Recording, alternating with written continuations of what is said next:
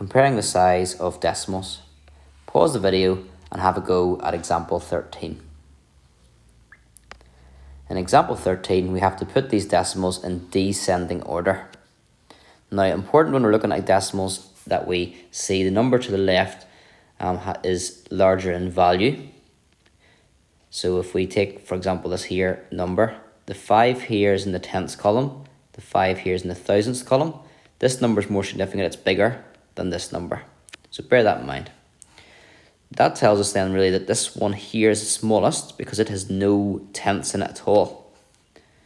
So it's the smallest, but we're going in descending order. We need the biggest one first. So we'll put that at the far end because it's going to be the smallest one. Now the rest of them all have 5/10, so they're the same size in that sense. There's nothing else there after that, so that must be the next smallest because these all have 5/1000ths or 5/10 more, so these are bigger.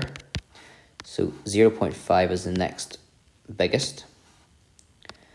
Now the biggest one out of these two, it depends on which number is furthest to the left. So this looks like 505, but that's misleading.